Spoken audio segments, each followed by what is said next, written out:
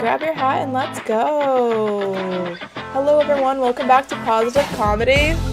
Woo! I had to breathe for that woot. I hope you're having a wonderful day and good morning. So, oh, hang on, I just realized my music was super loud. Okay, that was hilarious. All right, cool. Well, good morning again. Welcome back to Positive Comedy. I'm so happy to have you. So today, for about 40 minutes or so, I'm going to work with some Roblox Studio scripting. I haven't worked with this world in a while, so this is pretty much part 4 of our cat parkour world. I think last time, oh, whoa. Hang on, let me zoom out a little bit there. Wow, okay. Sorry, had to adjust for a little bit. Okay, so I feel like my sensitivity on my mouse is higher today. That's kind of interesting. Okay, so just to review, I'm gonna go ahead and click play here real fast. I was working with the coins and the player data. I'm trying to get the player data to appear, but I don't think we got quite that far yet, but we did get as far as collecting the coins. Okay, that's cool. And then I put them on very hard to reach areas for the cat parkour. Cool. Okay, so now that we got that far, something else to note as well is I'm using one of Roblox's tutorials as a reference so that we could do some live learning on the channel. Sorry, I just heard a train. That was really funny. So anyways, I'm using this as a reference. I put this link in the Discord Roblox Land channel. So if you want to look at the link yourself, feel free to visit our Discord to look at that. So I need to remember how far I got because it's been over a month since I've looked at this. So let me look at this tutorial real fast. So, okay. Let me see if I have a leaderboard script in my game yet. All right, so it looks like it would be in server storage if I do. I do not. Okay, cool. I know exactly where I am now. So it looks like I'm still in the player data script. And actually, potentially this one too. Actually, no, I think we finished this one. But I'm not sure if we finished this one yet. Okay, cool. Awesome. Also, let me zoom in closer so that it's easier to read. Okay. Perfect. I zoomed in a little too close. How fun. Okay. All right. So, let's see. Okay, so I had the player data. Okay, so that's hilarious. Oh yeah, there were some questions. Why is this blank and full of comments? Okay, I have a feeling we're gonna use that later then. Okay, so it looks like we have, I think it's just a table of values, if I'm remembering correctly. I think that's what that syntax means, but feel free to double check me on that, because I'm learning live, so gotta take everything with a grain of salt. So, okay, it looks like we have a name for the player data property, so we just gave it a name so that we know that we're collecting coins. All right, cool. Set every player's default coins to 0 at the beginning of the game. Okay, fun. And then an accessor. Oh, I remember being confused about that. I think it literally just accesses our data. Like, I think it literally just gets our data. So I don't think this comment is a thing anymore. Okay, so, you know, well, I'm thinking, nah, I'll wait on that. Okay, so interesting. Okay, so let me look at the tutorial again and let me see how far we got on that. So I didn't get to the leaderboard one. Okay, it's definitely this block though. Okay, cool. So yeah, I've got the local This is what happens when I get up earlier. I start saying random words that don't exist. Okay, this is fun. So anyways, local player data is empty is pretty much just full of comments, right? So It's not always going to be that way, by the way. I hope. I hope it's not, because right now it's doing nothing. Okay, so then we have our player data.coordinate. Yeah, we set that equal to 0. I think we have our accessor here. I'm just checking the code at the same time while I look through this. Yeah, we have that. We have the get value function. Yep, that looks done. And then for the update value, pretty sure that's done as well. Yeah, I think the only thing I'm missing, or no, I'm not missing anything. Okay, cool, hopefully. I'll do a Control S just to make sure. Okay, cool. So I can, okay, so I'm pretty sure we're in the implement a leaderboard part of the code then. Okay, cool. So now I gotta add a module script called leaderboard and then go through this code and see what the heck we're doing. Fun. Okay. Okay, cool. So let's go ahead and add a module script. I just clicked on the plus sign and then I searched module script and clicked on it. It also was available because I had used it before, so I also just clicked on it when it appeared. Okay, we're gonna name this leaderboard. Okay, now luckily I have done leaderboard before. I haven't done it. Have I done it in a module? I feel like, no, I think I would have to do it in a module script. Okay, so we have our module. Oh, that's right. I don't think it's called a table. I think this is just called a module in Roblox Studio.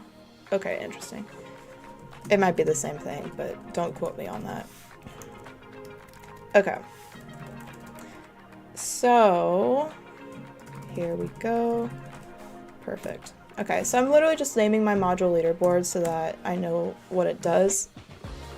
It's always good to give things a name so you know what it does, at least in my experience. If anyone has an experience where otherwise it's not helpful, let me know. I'd be inclined to hear it. Okay, so I'm gonna make a function. I actually don't know if you know what? I'll tab it, why not? There might be a reason actually why not to, but I might regret this actually. Hey, I'm just gonna, nah, I won't tab it. Okay.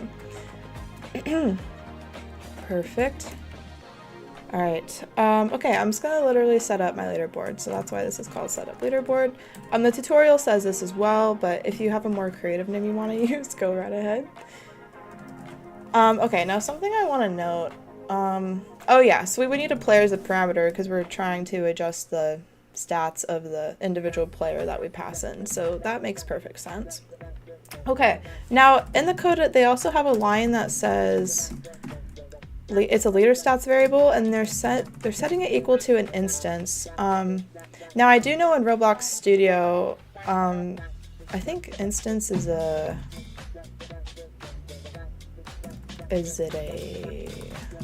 actually what is it? Oh, it's a constructor.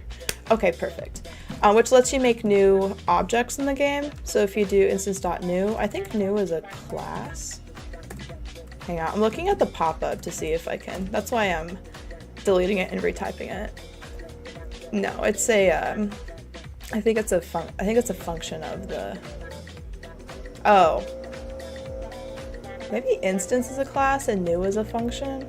I'm still trying to figure that part out in Roblox Studio. You know what? We actually can figure that out real quick. Let me see if I can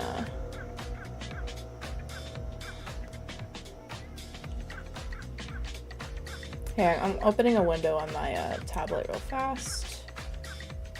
See if I can find it. Okay. Here, I'll go ahead and share so that. Also, sorry my throat's a little croaky today. It is going through things. Okay. So I'm actually going to look up instance to see if I can find it in their API, because that would be helpful. Here we go. It's a data type? Okay. Usually when I see a data type, it's like an integer, a string, like, you know, that kind of thing.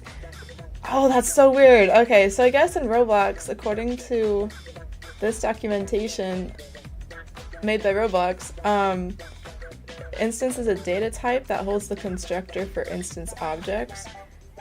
And then the constructors are new and from existing, and then the new constructor, you put in the name of the object you want to make, and then it returns it. That is so interesting.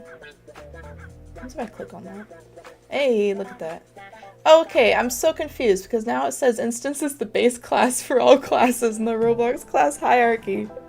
So I think we were both right. Because yeah, this says the instance data type holds the constructor, but this one says instance is the base class for all classes. Huh. Okay. To be honest, I would think it would be a class, but I can also see the data type confusion too, because it is a type of object, right? But it's not like a variable though. Usually I see data types like for variables or for functions that are returning a certain type. I guess an instance always does return a certain type of object, and well, but there are different types of objects. Oh, that's so weird. Okay, that's honestly an interesting explanation that they have for our instance. So I can honestly understand the confusion, but I mean, I'm confused, which is hilarious, but confusion is a normal thing on this channel, so it's normalized.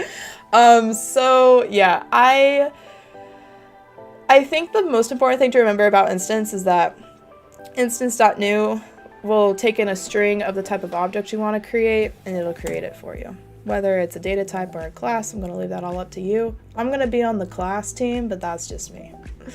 Okay, so what this is pretty much doing, so in the Explorer, I can add a folder object just like that. I just use the plus sign, look up folder, and boom, I add a folder. So essentially what this is doing is it's adding a folder somewhere. I haven't told it where to put the folder yet, I just said to make a folder. Which is not good management on my part. I'm just telling a bunch of people to make folders and not telling them where to put it. So we're gonna go ahead and name the folder because I didn't even give a name for the folder. So I'm gonna go ahead and do leader stats dot, oh, I guess name is capitalized for this object. We're gonna set it equal to leader stats, perfect. And then now this is where I'm going to tell, oh, that's not how you do comments. Wait, is it how you do comments? Wait, hold up. How come I'm forgetting this? This is so funny. No, it's not how you do comments. Oh, I'm stuck in C still. Or C++, and yeah. Okay. Where, or put folder and specified location, sure. We'll go with it. Okay. So this is leader stats. So whenever you're changing the parent property of the object, you're telling it where to go. Okay. So also, I'm gonna add another comment here. Name folder. Okay. So we're going to also, normally I want to put comments every line of code. I'm not going to do that for this whole thing, but those ones I just wanted to specify because they're pretty important. Okay, so essentially what I'm doing is I'm giving this folder to the player. At least in high level terms. Low level terms, there's a lot more details, but high level terms, I'm just giving the folder to the player, and then I'm returning the folder so that we can, wherever we use this function, we have access to the properties of the folder, which is going to be our statistics. Okay, interesting. So we pretty much just opened up a blank folder and attached it to a player. That's all we did so far. Okay, so I'll actually add that real fast. So attach empty leader stats folder to player. Okay, cool. Perfect. All right, and now we're actually going to create a leaderboard stat value, at least according to the tutorial that we're referencing here. Okay, so I created a leaderboard. Whoa, sorry, I saw something weird, but apparently it wasn't weird. I'm just being weird. Okay, so now we're gonna create an int value. So instead of creating a folder, we're creating an int value. Okay, perfect. Fine. Cool. All right. So essentially, this is kind of the same, it's mostly the same stuff. Believe it or not, you can literally add int values to the game as well if you really, really wanted to. So that's how, if you're ever testing to see if an object is an instance, you can just add it to workspace. And that's literally an instance right there for you. Okay, so let's make a new function.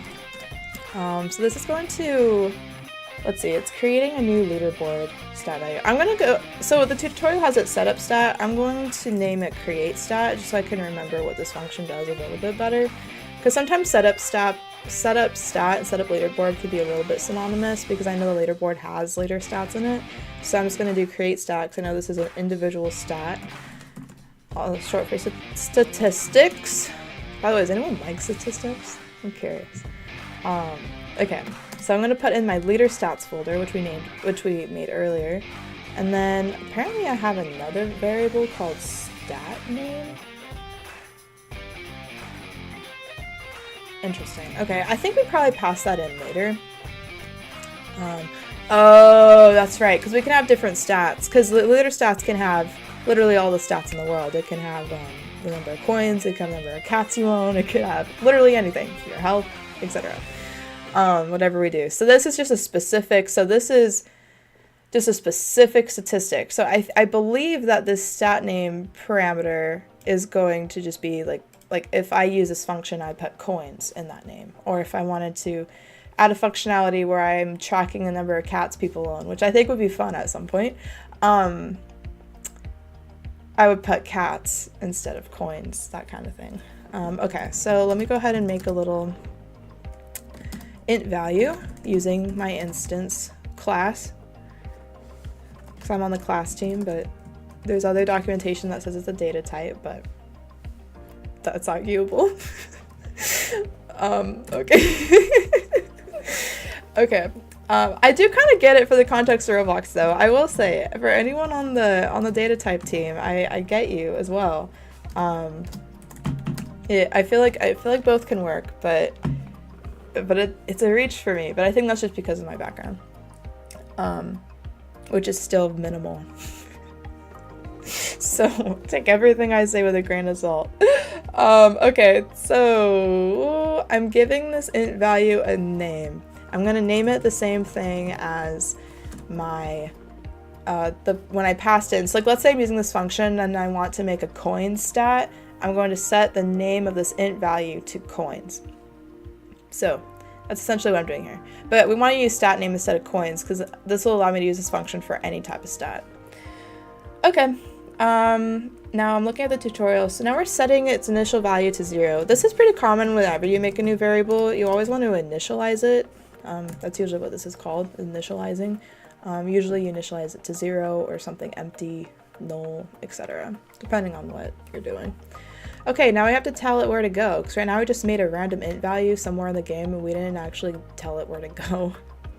So it's bad management again. So I'm going to change the parent property and set it to leader stat so that I can put this new statistic inside of my leader stats folder.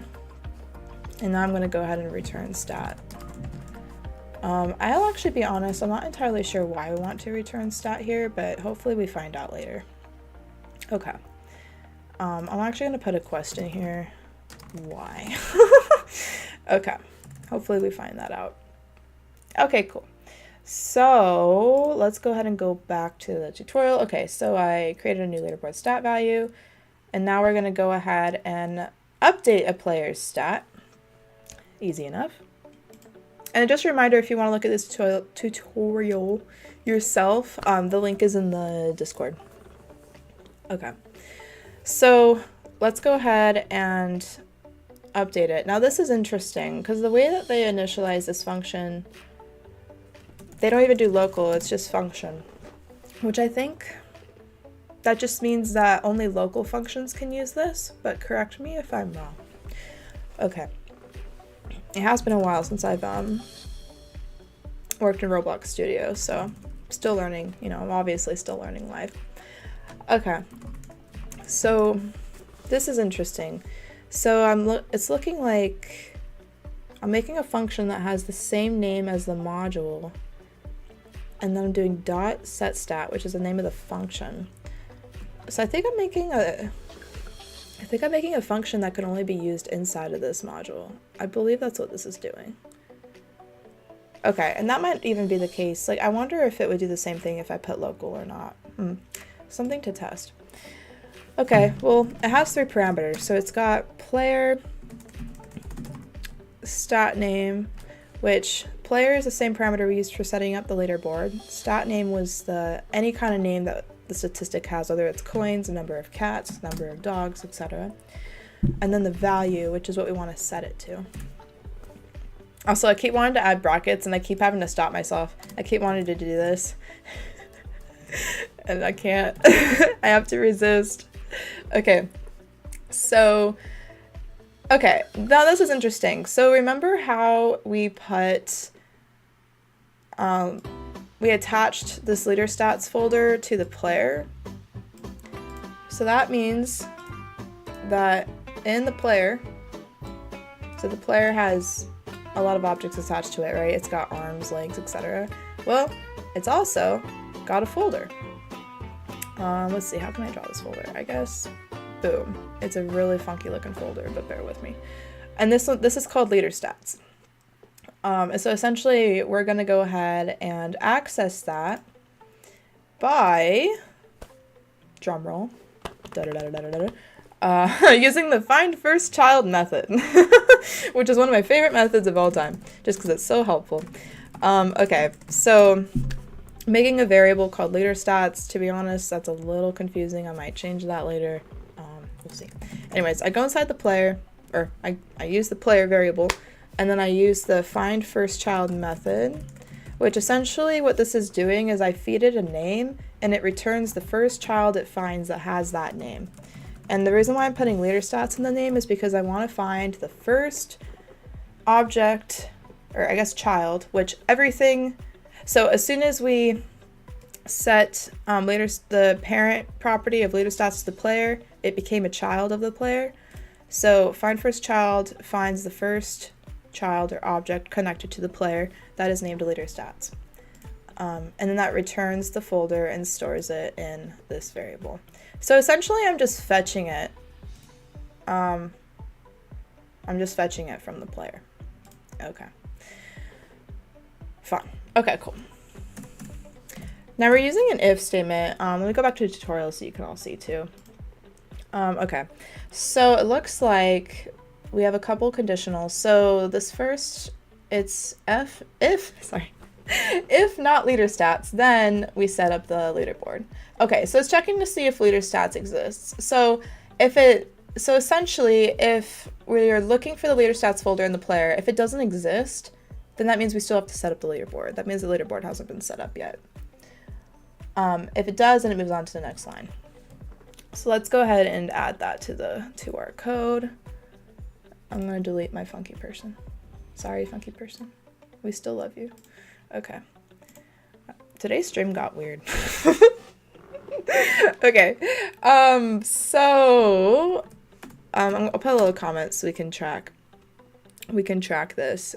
So create leaderboard folder if it doesn't exist yet.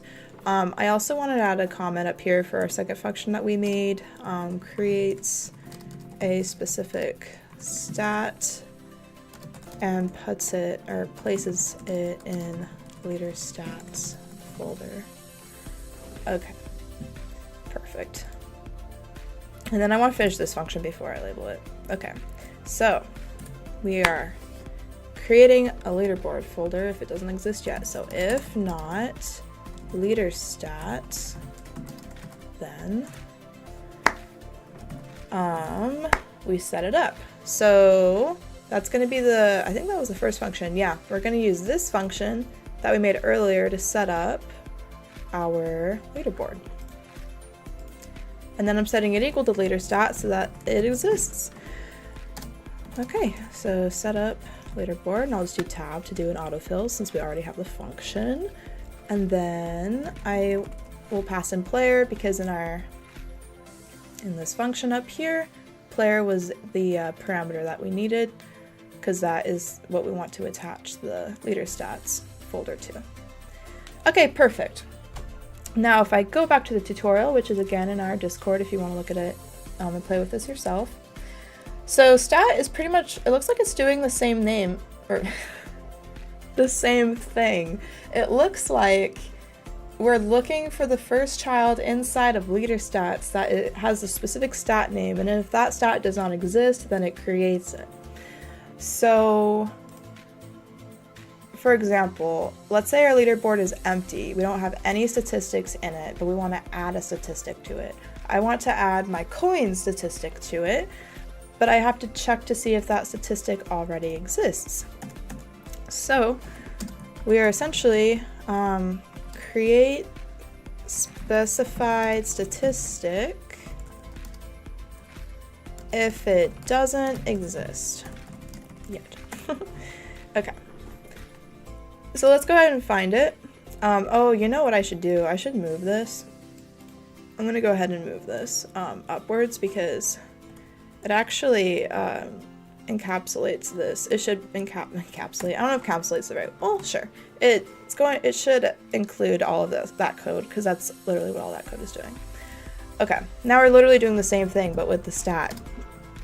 So I could just do local stat equals player : find first child, and then I could just be super specific and do coins, but I want this to work for any statistic. So if I want to add the number of cats you own or the number of dogs you own, etc., then I need to use a variable called stat name so that it can store any name that I want. Okay, now if that stat does not exist, then I go ahead and set stat equal to this function declaration. So this will create the stat that I need. So I just call it over here, create stat, and then I pass in my leader stats folder that was created up here, and then I also pass in my stat name, which is already passed in as a parameter up here. Okay, perfect. So it looks like that should be correct. Crossing our fingers. Okay, so now we're gonna go ahead and set, there's still a parameter we haven't done yet. We haven't set our stat to anything. Right now we created our leaderboard, we created the stat, but we haven't actually set it to anything. So I'm gonna go ahead and do stat.value and set it equal to, well, value. And the reason why we're doing that is because that's what we named this parameter up here. And value is capitalized here because this is a property of a int object, or an int value object, which is specified up here. Okay, cool. So this essentially sets up the leaderboard and statistics. Okay, cool. And then it returns the leaderboard that we created. Or I guess it returns the module and all the changes that we made in it. Okay, cool. I think that makes sense. So I was wrong about using this in other functions. Essentially it looks like we're using, oh, I think I had it backwards. Okay, again, take this with a grain of salt because I'm learning live, so I'm kind of just thinking out loud here. But it's possible that this actually not having local makes this a global function, and that local functions, I think they can only be used locally in the module itself. I don't think they could be reused outside of this module, but I think this function probably could. And that's kind of important because we would need in our code to know where to use, like when to make a leaderboard and when to set the value. Also, I need to actually be more specific with this comment. So it sets up the leaderboard and statistics if they do not exist, but if they do,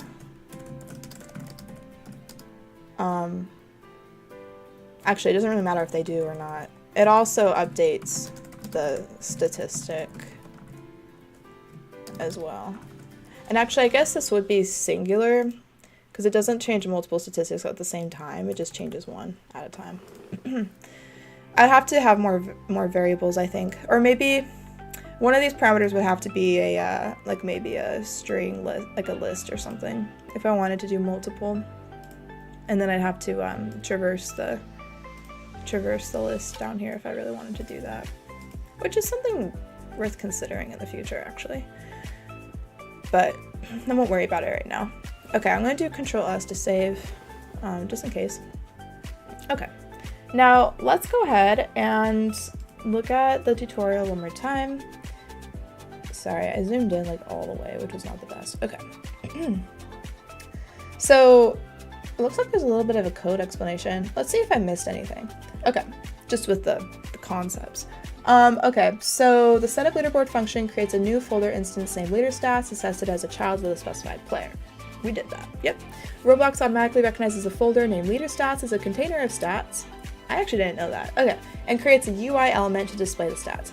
That makes sense, because otherwise, I mean, if you think about it, there would have to be a way for there to be code inside of Roblox Studio to know how to display it, because we didn't write any code to display the leaderboard. That's already built in for us. Okay, so that's actually pretty cool. So yeah, it recognizes it and creates a UI element to display the stats. It requires the values in leader stats to be stored as value objects. So they have to either be strings, ints, or number values, or string, integer, or numbers. Okay, cool. Yeah, which the difference between an int value and a number value is that an integer cannot be a decimal. Okay, so it looks like updating player stat. So set stat, which is the public function that I was thinking about. So it's the only public function in the leaderboard module, which is this entire module script that we made. It creates stat values for a specified player or the leaderboard itself if it doesn't already exist. Hey, look at us, we're doing great. Find first child takes the name of an object and returns the object if it exists, or nil if it doesn't. I forgot that they use nil here instead of null, but that's just a syntax thing because of the language difference. It's pretty much the same value, I think. I hope it's just not like some little difference I don't know about, which is possible. It's a common safe method of finding out if an object exists before you use it. Yeah, that makes sense. It's always safe, because otherwise if you don't check if the object exists, then you're going to try to play with an object that doesn't exist, and that'll break things. It just won't work. Okay, cool. So now we're going to go ahead and move down to this. So with both the player data and leaderboard module scripts complete, require them in the coin service script to manage and display player coin data. Okay, so to update coin service, open the coin service script, which I think for me, I named that, I'm pretty sure I named that collect coins. I think I was being I almost just called myself a rebellion. I was being a little bit of a rebel. Okay, because it was just easier for me to remember. Okay, but coin service is also definitely a fine name. I mean that, yeah. I'm just checking my code to make sure that it is the same one,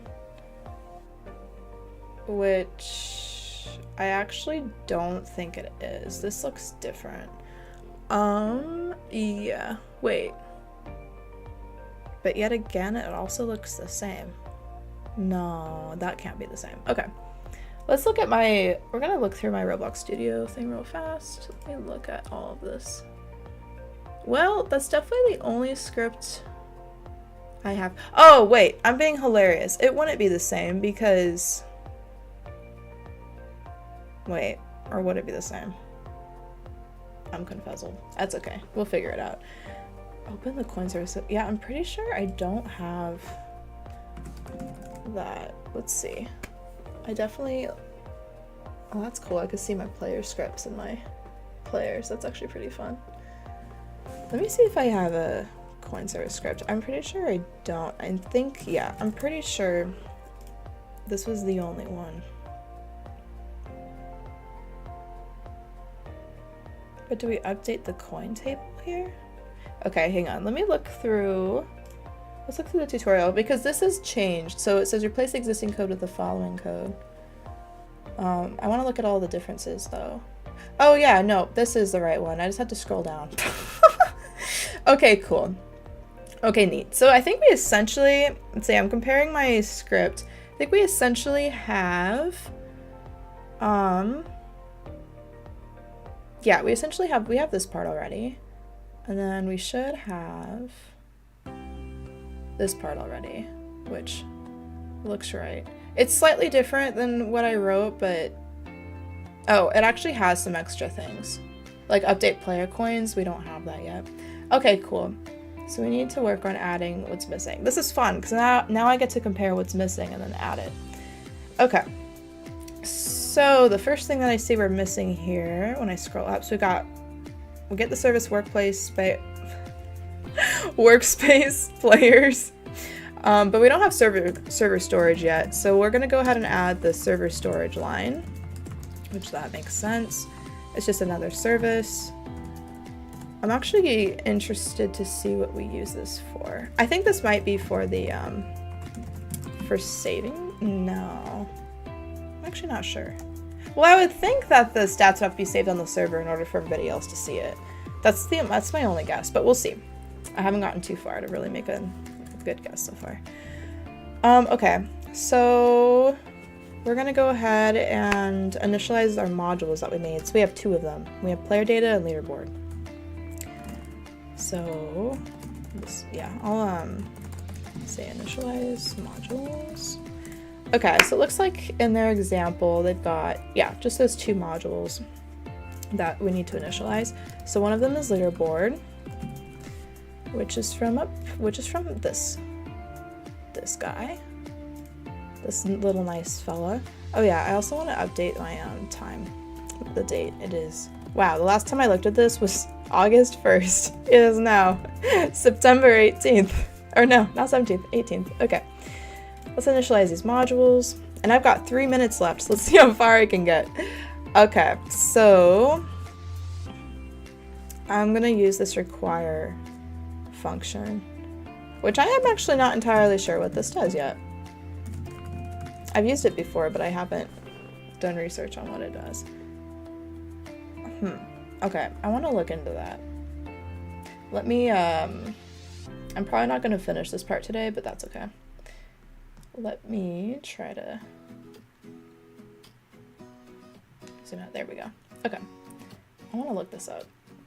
So that's the require.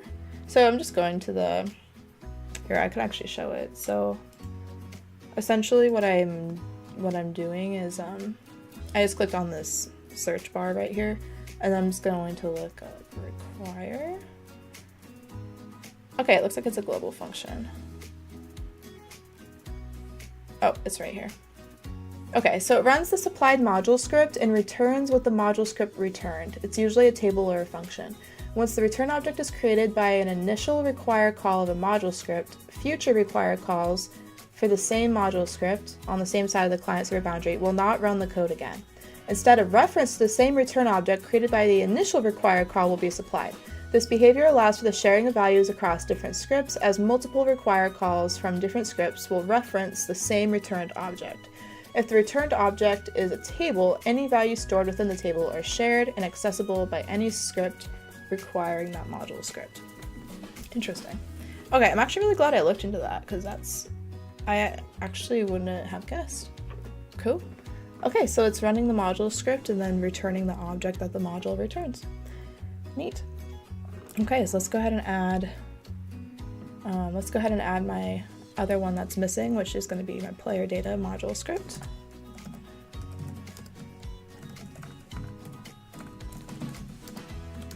I'm going to click require. I'm going to click require. Wow. I'm going to type require.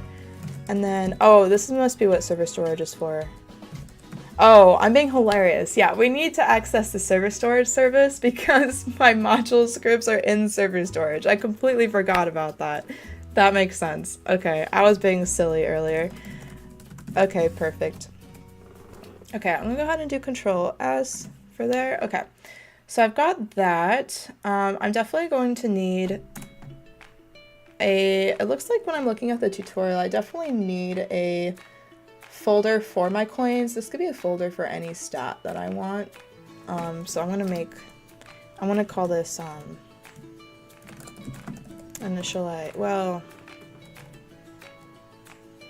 could say initialize stats. Sure. Well, it doesn't really initialize it though. It just creates a, here.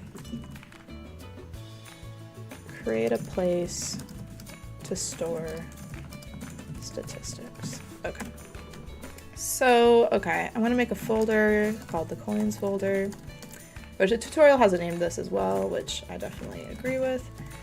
Okay, workspace dot world. Oh, mine's gonna be cat world, which, yeah, I was gonna say, I'm gonna need brackets for that. If you ever have space in your names, instead of the dot, use brackets and quotes and put the name of the world in quotes. Okay. And then dot,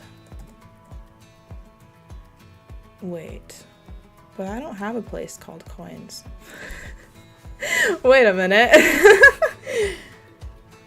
Where did I put my coins? Oh, wait. Sorry. Cat World is a folder in workspace. It wasn't doing the world. It was doing the folder. I put coins in currency.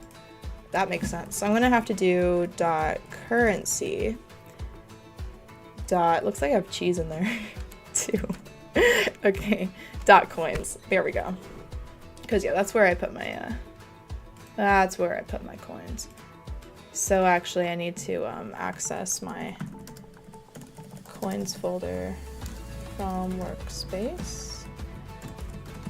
Perfect. I didn't spell that right, but here we go. There's the K. Okay. Perfect. And then let's go ahead and get all the children. So actually we're not even getting, we're just accessing the coins. Okay. Perfect. All right. So I'm pretty much just getting all the, coins inside of this folder. I'm not really sure why yet, but we'll go with it for now. Okay, so coins is going to be equal to the coins folder object. We're using the method get children, which is just going to get all of the children inside. Okay, I'm going to leave a comment that says left off here. And I wonder if I can just,